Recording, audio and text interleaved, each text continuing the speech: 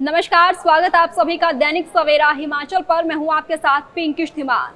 हिमाचल के परिवहन विभाग की इन दिनों चांदी हो रही है, हो भी क्यों ना, क्योंकि 2024-25 वित्तीय वर्ष में परिवहन विभाग को 912 करोड़ रुपए का राजस्व प्राप्त हुआ है। जी हां, 912 करोड़ का राजस्व परिवहन विभाग ने अर्जित किया है। ये जानकारी दी है डिप्टी सीएम मुकेश अग्निहोत्री ने आज शिमला में प्रेस कॉन्फ्रेंस करके। और साथ ही आपको बता दें, पूरा राजस्व पिछले साल के मुकाबले 132 करोड़ रुपए ज्यादा। मैं हूँ HIV वायरस, नाम तो सुना ही होगा।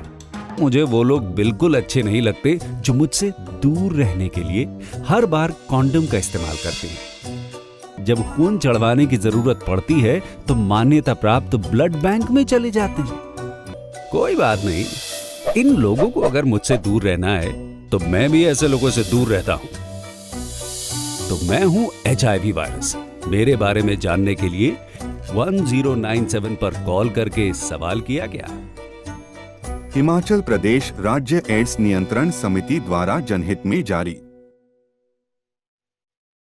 है। और साथ ही फैंसी नंबरों से भी सरकार को अच्छी खासी कमाई हुई है। और साथ ही 1.5 लाख से ज्यादा गाड़ियां पंजीकृत की गई हैं। तो ये बड़ी खबर आपको हिमाचल परिवहन विभाग से जुड़ी हुई बता रहे हैं, जहां हिमाचल के परिवहन विभाग को अच्छी खासी कमाई 2024-25 वित्तीय वर्ष के दौरान हुई है। कुल मिलाकर 912 करोड़ रुपए का अच्छा खासा राजस्व प्राप्त हुआ है। हिमाचल प्रदेश के उप मुख्यमंत्री मुकेश अग्निहोत्री ने शिमला में प्रेस कॉन्फ्रेंस की और यहां ट्रांसपोर्ट विभाग में किए जा रहे बदलाव के बारे में भी अहम जानकारी दी है। उन्होंने कहा है कि ट्रांसपोर्ट विभाग ने वित्त वर्ष 2024-25 में 912 करोड़ रुपए का राजस्व अर्जित किया है, जो कि पिछले साल की तुलना में 132 करोड़ रुपए ज्यादा है।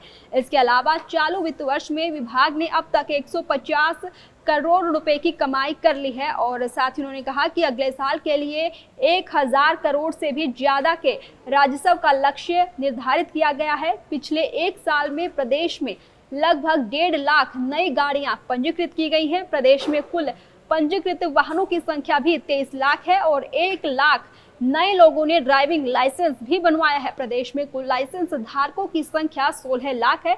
1000 नए रूटों का सृजन करने का लक्ष्य है। विभाग को लगातार 2 सालों से केंद्र से उत्कृष्ट प्रदर्शन के लिए पुरस्कार भी मिल रहा है। और इस साल 28.71 करोड़ और पिछले साल 25 करोड़ रुपए पुरस्कार स्वरूप प्राप्त हुए थे। साथ ही विभाग ने आगामी साल के लिए 1000 नए रूटों के सृजन का लक्ष्य भी रखा है। पिछले साल 234 परमिट जारी किए गए थे, जिनमें से 181 मार्ग बिक चुके हैं। अगले एक साल में 18 सीटर की 350 और 422 बड़ी गाड़ियों को रूट परमिट किए जाएंगे। वर्तमान में प्रदेश में लगभग 3000 निजी वाहन हैं और विभाग अब तक 27,000 रूटों के परमिट भी जारी कर चुका है। क्या कुछ कहा है मुकेश अग्निहोत्री ने, आइए आपको सुनवाते हैं। ATS में भी हम पूरी तरह ओपन हैं। जो भी लोग ऑटोमेटिक टेस्टिंग स्टेशन लगाना चाहते हैं, हिमाचल प्रदेश में 23 लाख गाड़ी है कुल मिला के। उनमें से जो कारें हैं वो 8 लाख के आसपास हैं। बाकी गाड़ियों का शेष गाड़ियां हैं। तो इसके बाद हमारे इंटेलिजेंस ट्रैफिक मैनेजमेंट सिस्टम लगे हैं। 10 बैरियर्स पे लगे हैं, ये लगाए गए हैं। और इनमें तो अब तक 2571 लोग इसकी पकड़ में आए हैं, जो कि ये है कोई ओवर स्पीडिंग वाले हैं या ट्रिपल राइडिंग है, विदाउट हेलमेट वाले हैं। तो ये इंटेलिजेंट ट्रैफिक मैनेजमेंट सिस्टम जो हमने स्थापित किए हैं, ये उसकी बात है। और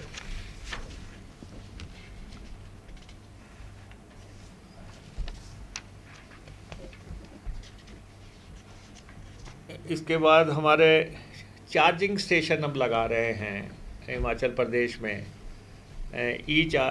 चार्जिंग स्टेशन प्रदेश के अभी तक 23 पेट्रोल पंपों पे चार्जिंग स्टेशन ऑयल कंपनीज़ ने लगाए हैं। हमने कहा है कि सारी कंपनीज जो हैं इसमें सहयोग करें। तो अभी तक पेट्रोल पंपों पे 23 चार्जिंग स्टेशन आ गए हैं और 2025 में हमें उम्मीद है कि 88 नए e charging station oil companies जो है स्थापित करेंगी। और हमने प्रदेश में 6 ग्रीन कॉरिडोर स्थापित किए हैं, उनको नामजद किया है। उनमें से 5 पर जो है हमें लोग मिल गए हैं, जिन एक को छोड़ के 5 ग्रीन कॉरिडोर्स पर ई चार्जिंग स्टेशन स्थापित करने के लिए 41 प्लेसेस का चयन कर कंपनियों के साथ समझौता हुआ है। वो 41 स्थानों पे चार्जिंग स्टेशन स्थापित करेंगे और साथ में पीपी मोड पे, और वहाँ पे फैसिलिटीज़ स्थापित होंगी, चाहे वो वॉशरूम है, चाहे वो रेस्टोरेंट है, चाहे पार्किंग है, चाहे चार्जिंग है, वो सारा जो है 41 प्लेसेस पे हम ये करना जा रहे हैं। और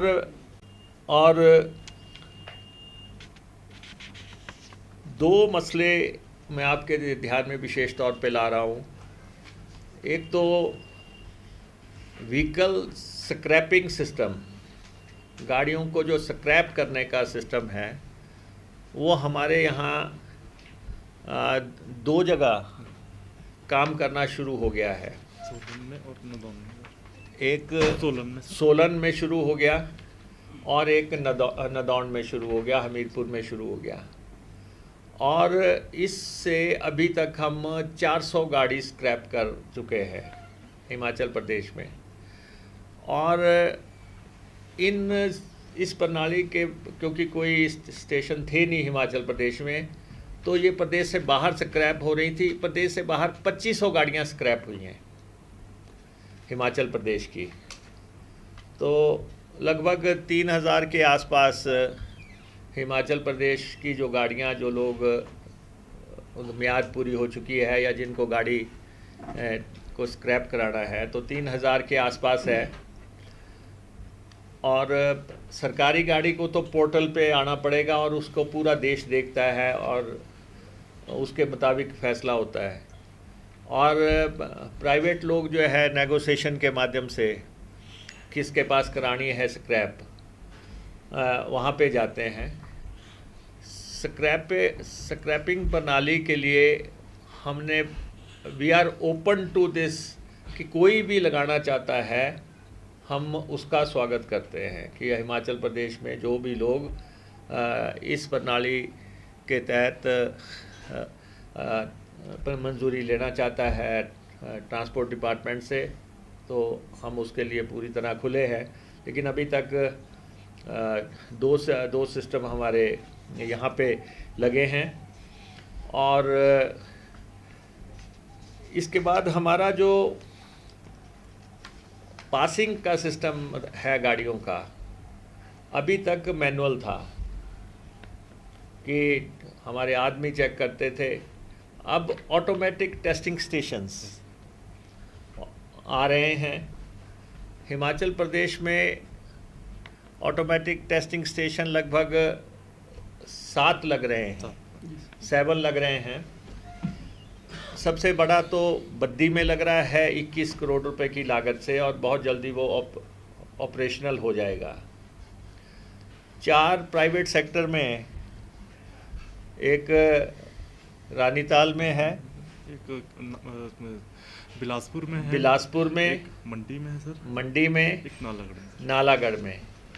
4 ये प्राइवेट सेक्टर में, सबसे बड़ा बद्दी में, और 2 हम एक हरोली में लगा रहे हैं और एक नदौन में लगा रहे हैं। तो 7 जो है ऊना एंड हमीरपुर के साथ काउंट करके 7 ये ऑटोमेटिक टेस्टिंग स्टेशन हो जाएंगे। 2 हमारे स्क्रैपिंग के हो गए। तो जो हम देश के चंद गिने चुने उन राज्यों में से हैं जो इन प्रणालियों पे जा रहे हैं। तो हमारा थोड़ा सा केंद्र के साथ मतभेद है, क्योंकि 3 लाख रुपए में ये गाड़ी कहीं भी आ जाती है, और जो हमारी दूसरी बसें चलती हैं, HRTC की चलती हैं दूसरे, उनको इनके मुकाबले में 18-20 लाख रुपया देना पड़ता है टैक्सीज़ का। तो बहुत भारी अंतर है। लेकिन हमने अपने तरीके से, पहले इसका एक पोर्टल था केंद्र सरकार ने बना के रखा, केंद्र ने वो भी हटा दिया, लेकिन हम अपना पोर्टल बनाएंगे राज्य का, और उसमें जो है ये राशि लेंगे। लेकिन जो बाहर से गाड़ियाँ आती हैं उनसे हमें 17 करोड़ मिला है, नंबरों से हमें 37 करोड़ रुपया मिला है। एक जिन गाड़ियों के जो है टैक्स के भुगतान नहीं हो रखे थे, हमने उनको लगभग 2 साल का समय दिया होगा। हाँ, 2 साल का। 2 साल का हमने समय दिया कि आप अपने टैक्सेस जमा करा दो, और कई दफ़ा हमने ये डेट बढ़ाई, लेकिन हमें इससे 14 करोड़ रुपया ही आया है। काफ़ी गाड़ियाँ ऐसी हैं जिन्होंने टैक्स नहीं दिए हैं, और हमने खुला मौका दिया है। अब ये विंडो हमने बंद कर दी। एक्साइज डिपार्टमेंट के साथ अब ये एक्साइज डिपार्टमेंट के साथ डील करेंगे, वहाँ से NOC लेके आएंगे, फिर हमारे पास आएंगे ट्रांसपोर्ट के पास। लेकिन मैं समझता हूँ कि 2 साल का टाइम बहुत सफिशेंट टाइम होता है कि अगर जिसने टैक्स नहीं दिया था पूर्व में और वो टैक्स दे दे। हम तो चाहते थे कि लोग खुल के आएँ, लेकिन इसमें हमें 14 करोड़ रुपए आया है 31 मार्च 2025 तक। और जो डिफ़ॉल्टर्स हैं, टैक्स के डिफ़ॉल्टर हैं, जिनके हमारा डिपार्टमेंट रेगुलेट करता है, उस माध्यम से हमें 23 करोड़ रुपए आया है।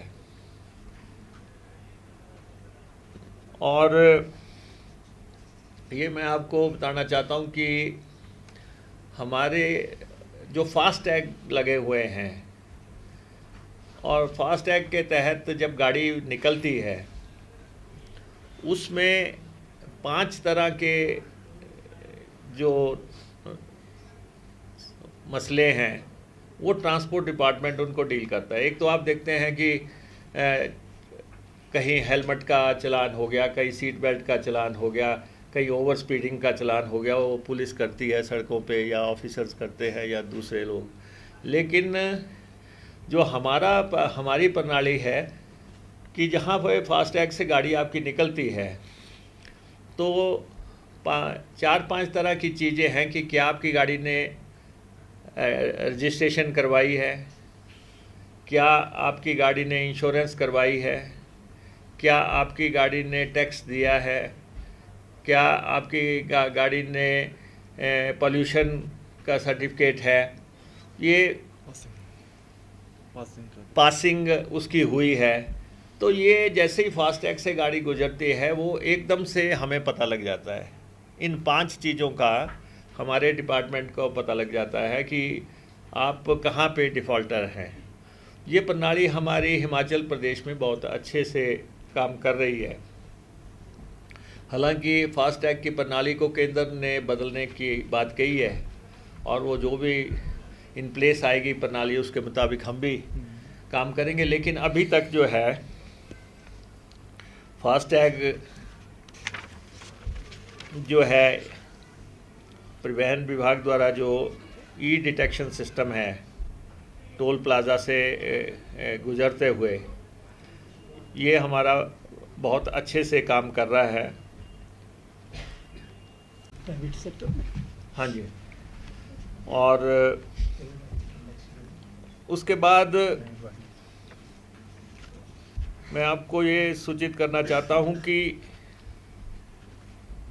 इन 2 सालों में जो जब से हमारी सरकार आई है, हमने जो परमिट जारी किए हैं टैक्सीज़ और बसों के, वो 26,812 है।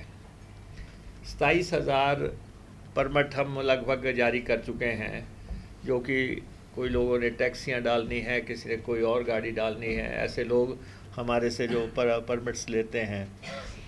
तो 27,000 परमिट हमने जारी किए हैं, और इनमें से जो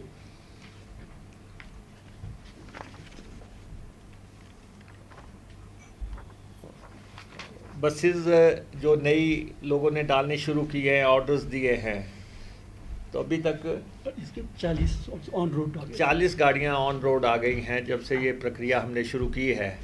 तो क्योंकि गाड़ी की बॉडी बनाने में टाइम लग जाता है, तो 40 गाड़ियां बन के आ गई हैं, और बाकी लोगों को हम समय दे रहे हैं कि वो गाड़ियां बनवाएं, चेसिस लेके आते हैं और गाड़ी बनाते हैं, तो उसको हम टाइम दे रहे हैं।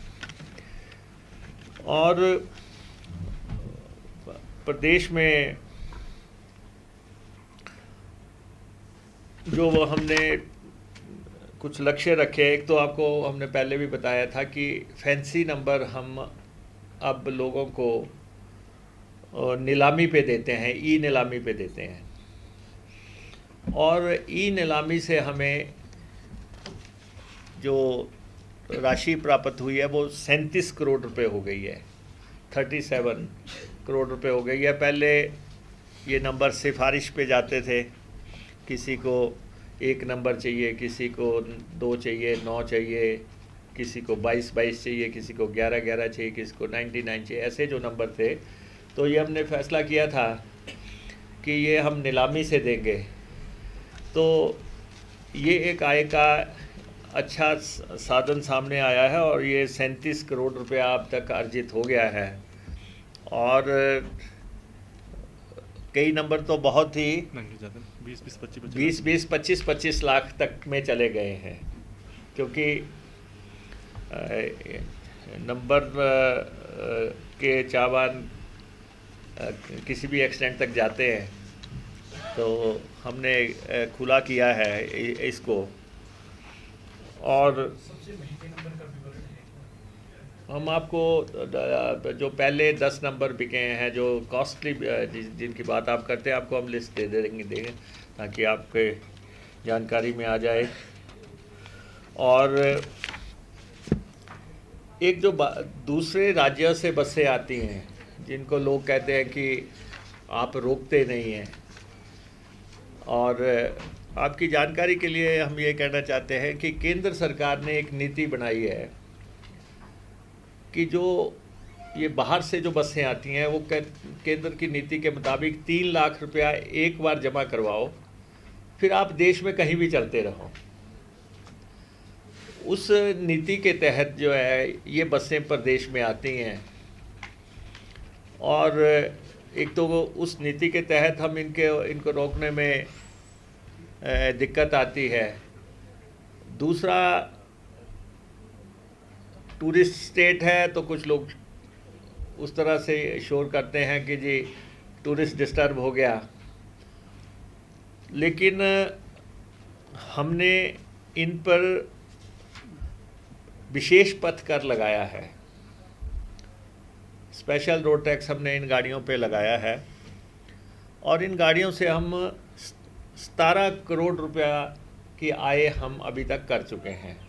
ये गाड़ियाँ आती हैं, हमारी टेरिटरी में आती हैं, और आगे जब हमारी सड़कों पे आती हैं तो हमारे ऑफिसर्स जो है इनसे हमने रेट तय कर दिए हैं। 1 दिन के लिए आएगी तो इतना पैसा लगेगा, 3 दिन के लिए आएगी तो इतना लगेगा, तो वो हमारे रेट्स बने हैं। और इसने डिपार्टमेंट के ऑफिसर जो बैठे हैं, हमारे डाइस पे डायरेक्टर साहब बैठे हैं, नरेश जी बैठे हैं, और अन्य ऑफिसर बैठे हैं, तो इनको भी मैं बधाई देना चाहता हूँ कि लगातार दूसरे साल भी आपको राशि मिली है।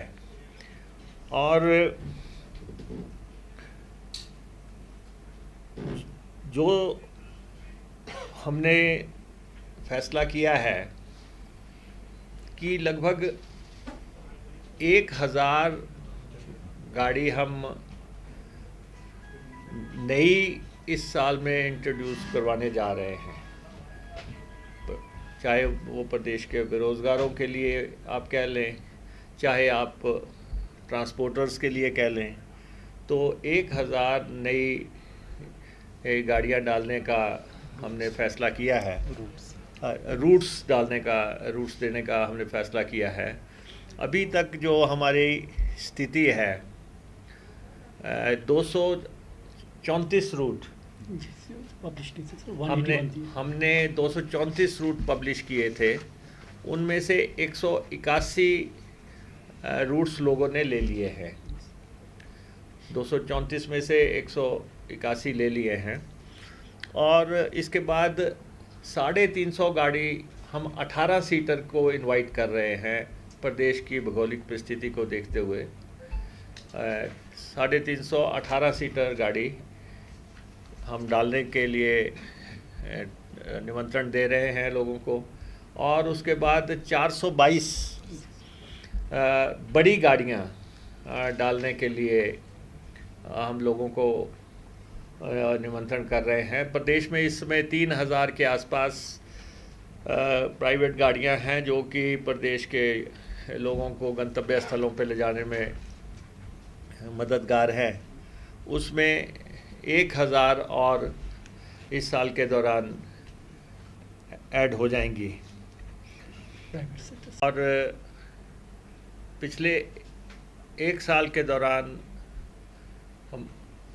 हमारे लगभग 1 लाख नए लोगों ने लाइसेंस बनाए हैं।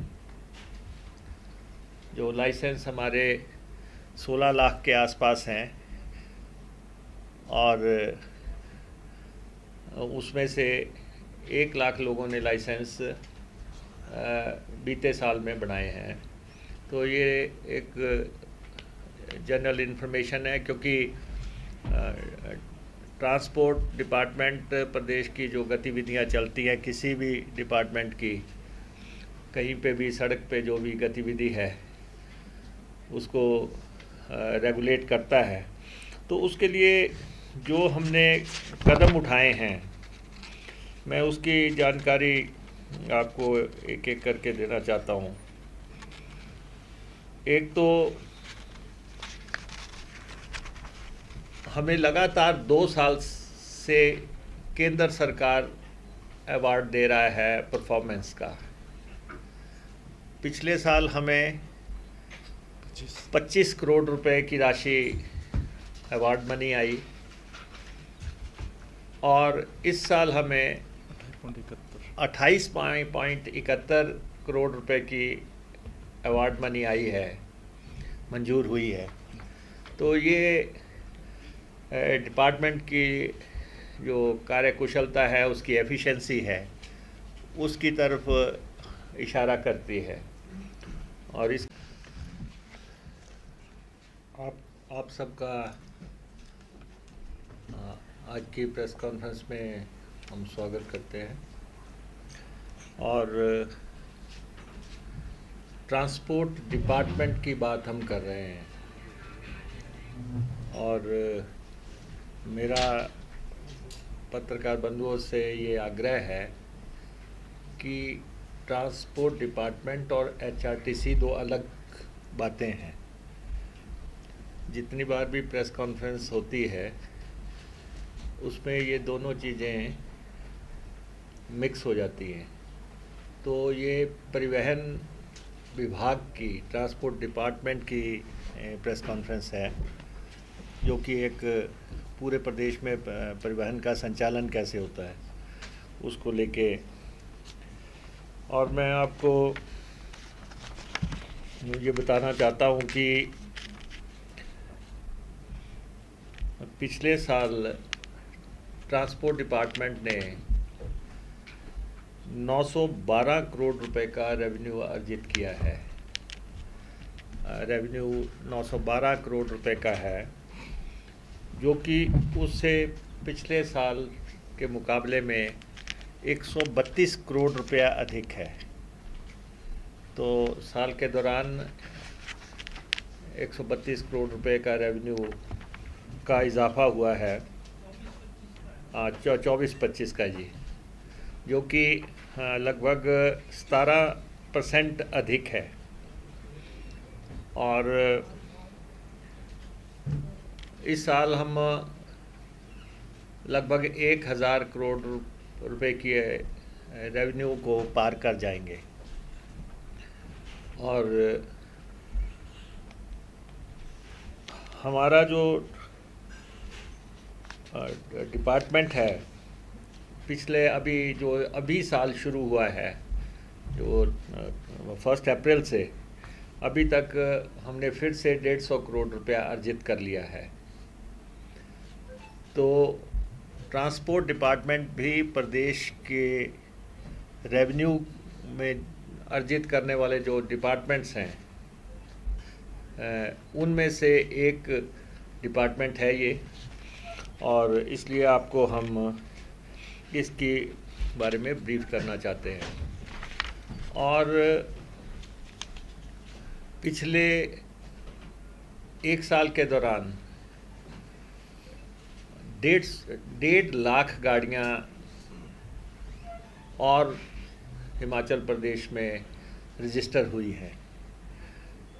1 साल के दौरान 1.5 लाख गाड़ियाँ, आप अंदाज़ा लगा सकते हैं कि हमारे 23 लाख के आसपास गाड़ियाँ हैं हिमाचल प्रदेश में, जिनमें कि पिछले 1 साल के दौरान 1.5 लाख नई गाड़ी आई है। ऐसा है कि ट्रांसपोर्ट डिपार्टमेंट की अपने भवन है यहाँ पे, और जो बात आप कर रहे हैं वो उनकी बात है जिनके पास अपने भवन नहीं है, बिल्डिंग्स नहीं है, और वो कहीं किराए पे काम करते हैं। ट्रांसपोर्ट की तो अपने भवन है, दोनों, ट्रांसपोर्ट का अपना भवन है, HRTC का अपना भवन है। रूट्स हैं वो पहले हमने जो 234 पहले रूट्स नीलाम किए ना अभी, वो जिसमें से कितने 181 आए हैं।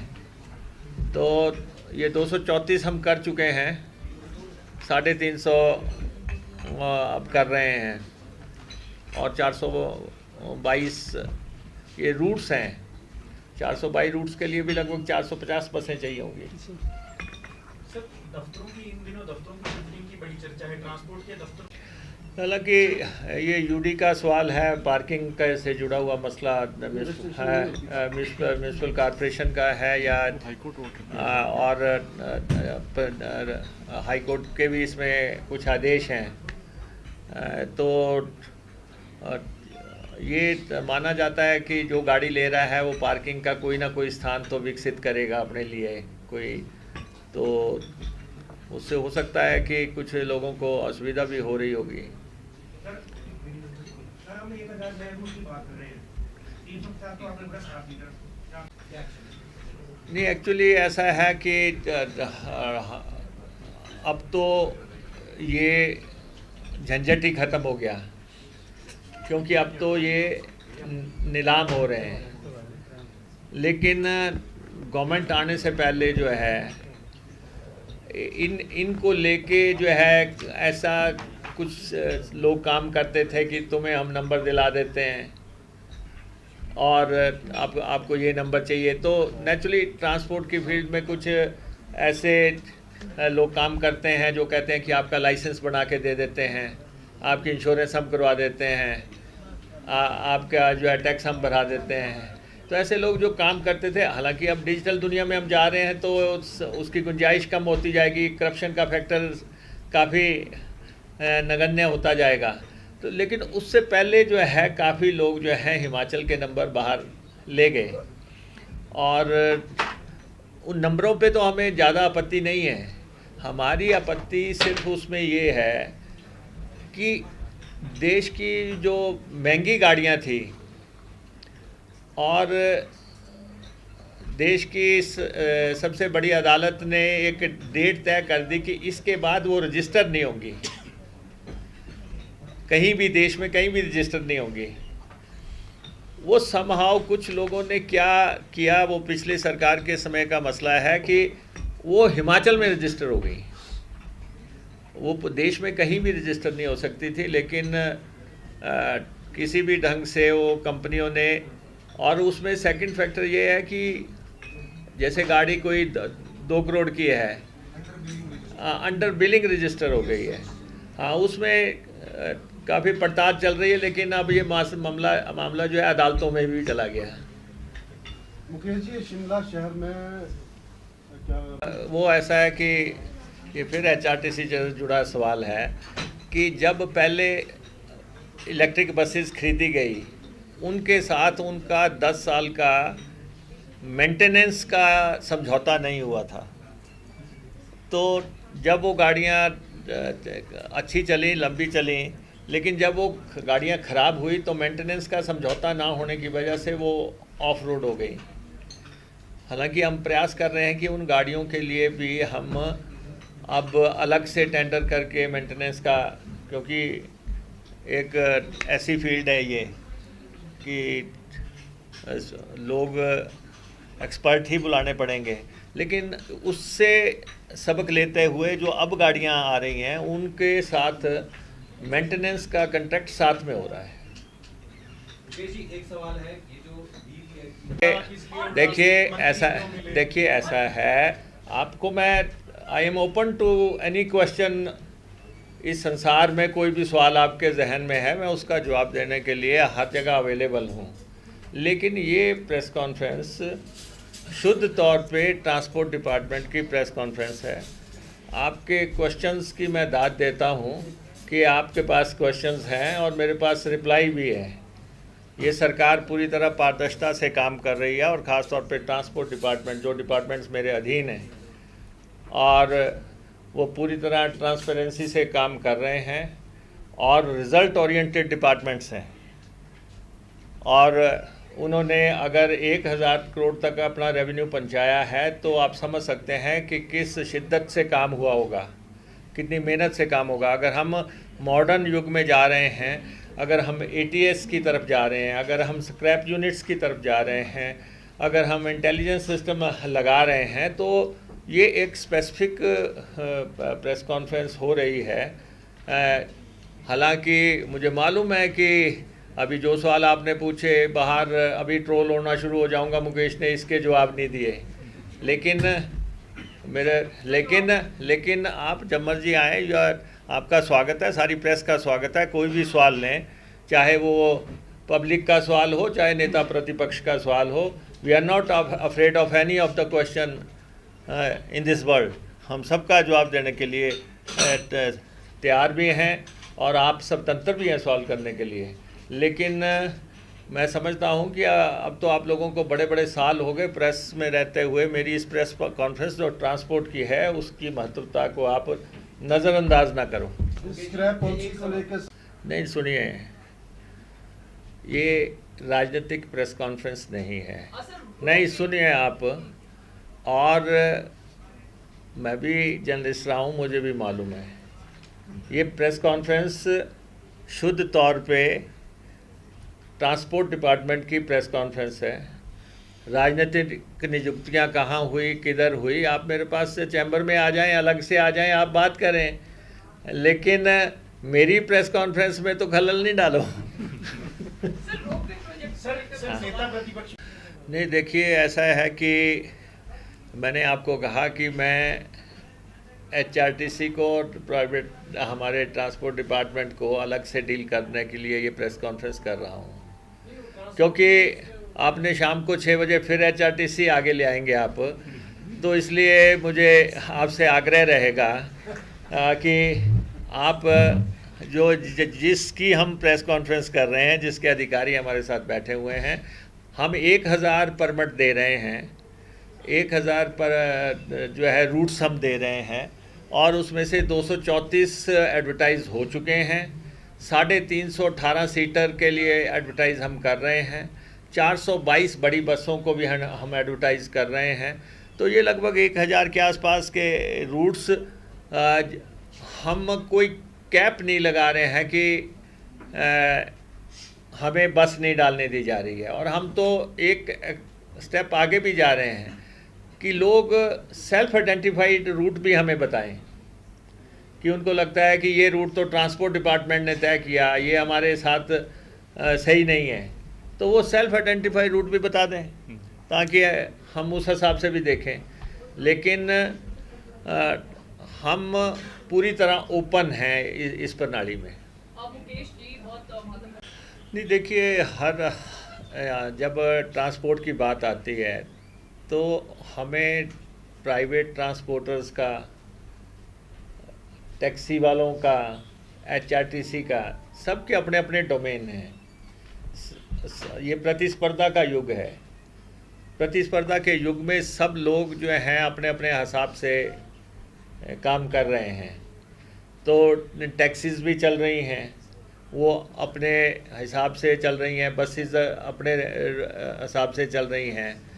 तो अब अगर लोग परमिट मांगते हैं तो इसका मतलब उनको उसमें गुंजाइश नज़र आती होगी, नहीं तो वो कहेंगे सरकार जो है इन्होंने प्रणाली इतनी टफ कर दी है, ये हमें टैक्सी भी नहीं डालने दे रहे हैं, ये हमें बस भी नहीं डालने दे रहे हैं। हम उनको लाइसेंस दे रहे हैं, उन्होंने मांगा, हमने दिया। अब उन्होंने डालनी है या नहीं डालनी है, उनके फ़ायदे की सौदा है या नहीं है, वो उनको देखना है। लेकिन हमारा बहुत लिबरल पॉलिसी है और हमने 27,000 लोगों ने मांगा, हमने दे दिया। और कोई आपको ये नहीं कह सकता कि जी इसमें राजनीतिक हस्तक्षेप चल रहा है, जारी नहीं हो रहा है, MLA से फ़ोन कराना पड़ता है, कुछ नहीं है। जिसने अप्लाई किया हमने उसको लाइसेंस दिया। आपने ये बात हमारे ध्यान में लाई है, ये एनवायरनमेंट डिपार्टमेंट का क्वेश्चन है। हम उनसे बात करके आपको रिवर्ट बैक करेंगे। एक्चुअली ये एक ऐसा सवाल है, ना तो डिफ़ॉल्टर्स को पता है कि हमने कितनी देनी है, ना सरकार में पता लग रहा है। तो ये इसीलिए हमने खोला था लोगों की डिमांड पे। लोग कह रहे थे कि इसमें आपको 200 करोड़ रुपए आएगा, 250 करोड़ रुपए आएगा, आप इसको खोलो। बहुत गाड़ियां ऐसी हैं जो देना चाहती हैं। लेकिन लगातार 2 साल तक हमने खोल के रखा उस पोर्टल को, हमारे पास 14 करोड़ रुपए ही आया है। और संभव है कि कुछ गाड़ियां ऐसी होंगी लोगों ने खड़ी कर दी होंगी, हमारे रिकॉर्ड में तो वो कायम है, उनका मीटर घूम रहा है। और या ऐसी होंगी या लोगों ने स्क्रैप कर दी होंगी, या कोई और कारण भी हो सकते हैं। आपको बताते हैं नरेश जी। बेसिकली जो टैक्स का मसला था, ये एग्जिस्टिंग फ्लीट है, उसको आपने मैकेनाइज तरीके से आपने स्क्रैप कराना है। तो मैकेनाइज बेसिकली इसमें गवर्नमेंट ऑफ कैसे वेट टूरिज़्म के जो हमारे होटल्स हैं उनमें 65 होटलों पे हम चार्जिंग स्टेशन लगा रहे हैं और 11 पहले चरण में और 44 दूसरे चरण में जो है स्थापित होंगे। और इसके बाद हम जो हमारे प्रदेश सरकार के रेस्ट हाउसेज हैं, किसी भी डिपार्टमेंट के हैं, हमने 402 स्थान चयनित किए हैं इसके लिए, ताकि वहाँ लोग जाते हैं, अगर ई-व्हीकल के साथ जाएंगे तो उनको इंफ्रास्ट्रक्चर मिल सके। तो ये कई कैटेगरीज़ के चार्जिंग स्टेशंस हैं, अलग अलग कैपेसिटी के होते हैं। बसेस के लिए अलग कैपेसिटी का है, कार के लिए अलग है, और जो सीधे ही चार्जिंग हो जाएगी जिसमें शू प्लग किया, तो ऐसी फैसिलिटी तो कम से कम लोगों को अवेलेबल हो, तो वो भी इसमें हमने शामिल किए हैं। और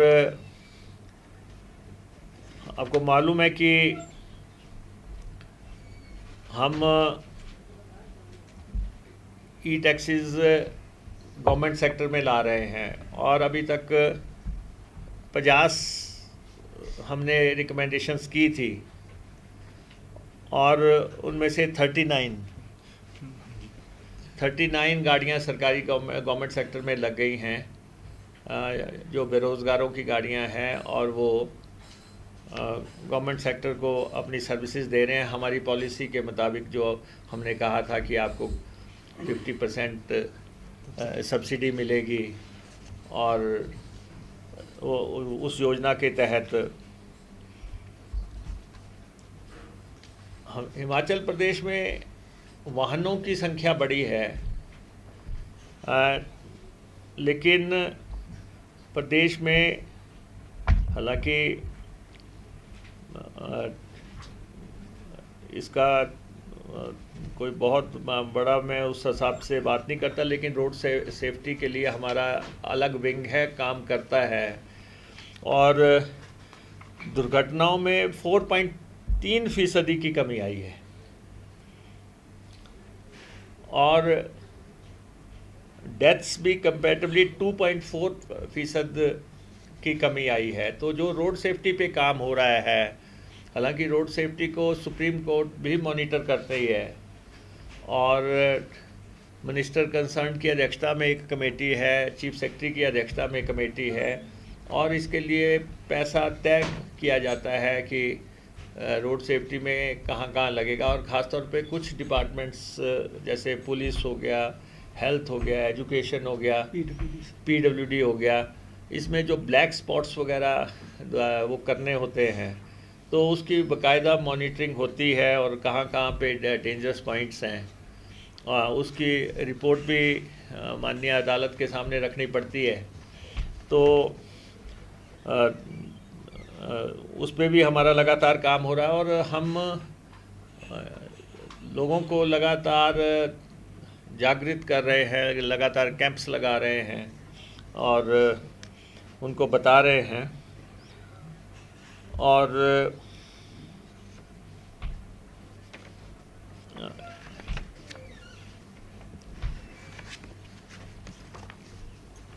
तो इसलिए ट्रांसपोर्ट डिपार्टमेंट जो है इनोवेटिव आइडियाज़ की तरफ बढ़ रहा है और मैनुअल प्रणाली से निकल के ऑटोमेटिक सिस्टम्स की तरफ जा रहा है। और मुझे लगता है कि ये साल एक क्रांतिकारी वर्ष है ट्रांसपोर्ट डिपार्टमेंट का, एक प्रणाली में बदलाव को लेके, क्योंकि अब तक सब कुछ जो है कुछ MBIs कर रहे हैं, कुछ हमारे इंस्पेक्टर्स कर रहे हैं, कुछ RTOs कर रहे हैं।